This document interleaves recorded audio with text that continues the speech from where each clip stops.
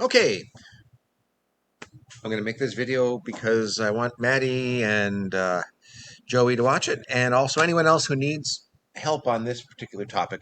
Now, you guys, yesterday we obviously didn't really do anything because we only had two people in class, but so you're a little bit behind third period, but I think I can get you caught up today.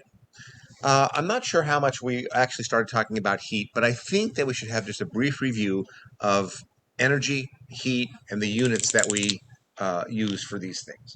So, what we're going to be talking about now, and again, this is mildly a review. I'm just going to set this so the board is showing, is what's called thermochemistry.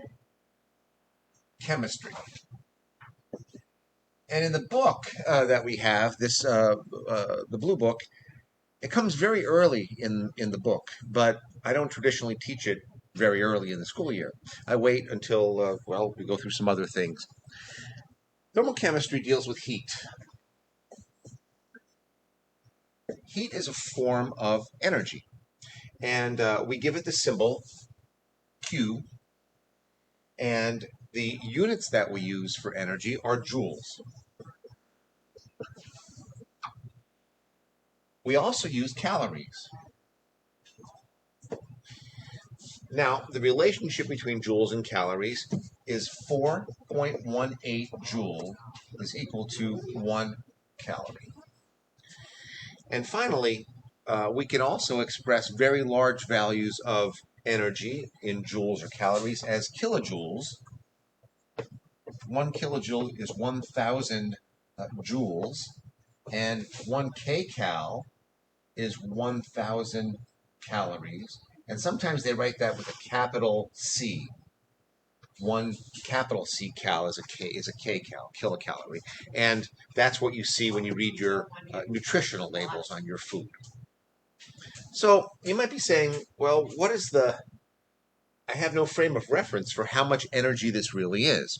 Well, this is pretty easy because if I have 1 gram of water, 1 milliliter of water, not very much, and I put 4.18 joules of heat energy into that, the temperature will go up by 1 degree.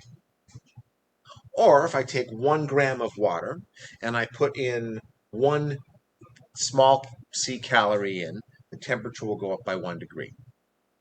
So we have a very convenient equation that relates heat to change in temperature and the amount of substance. So this equation is the one we're going to be spending pretty much all of our time on for quite some while. And it looks like this. Q is equal to M times C times delta T, where Q is the heat added or removed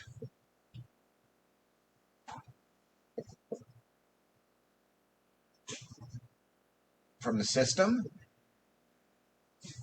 and M is the mass,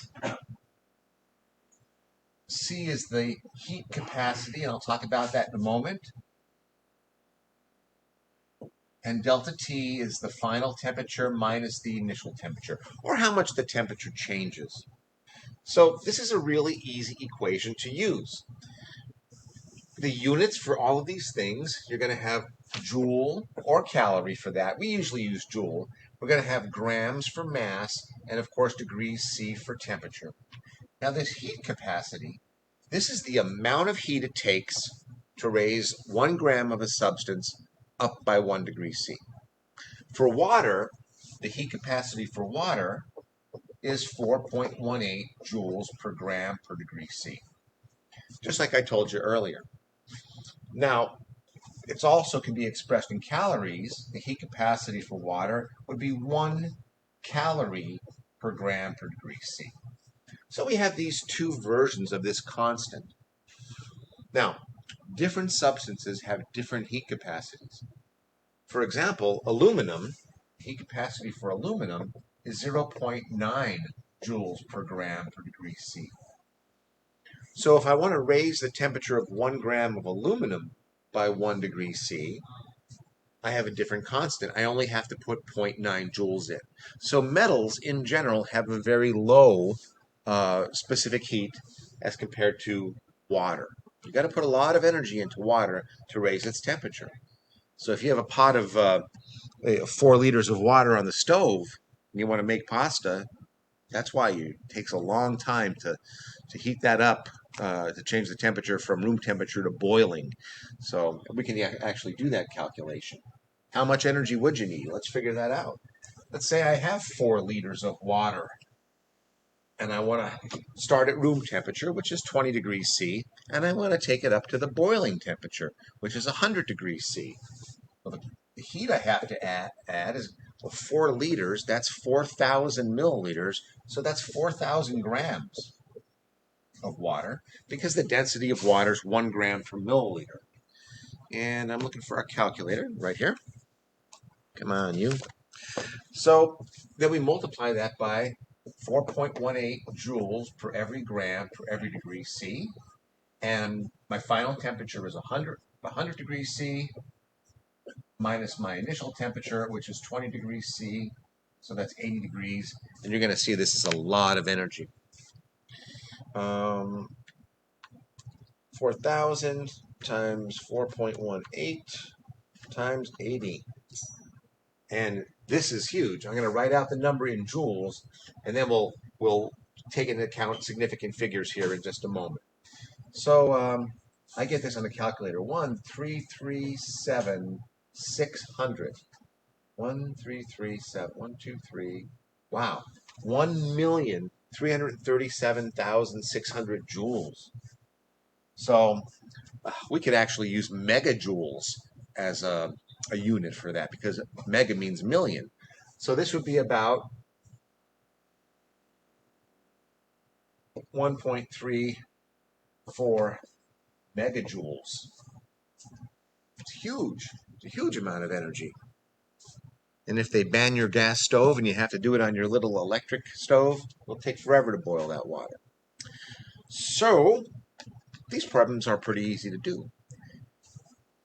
They're sort of plug and chug problems, and pretty much all they can ask you for, and we'll look at some problems in a moment, they could say, if I put so much heat in, what's the temperature change going to be?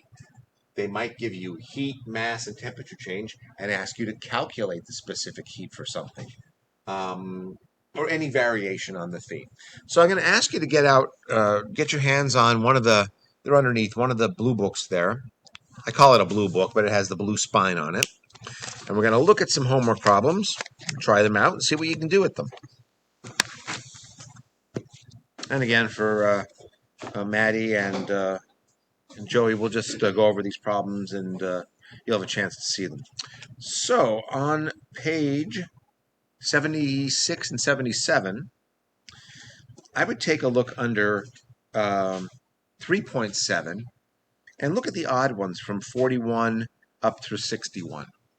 It'd be really good practice for you to work on those. So I'm going to set you to task, and if you have questions, feel free to ask me.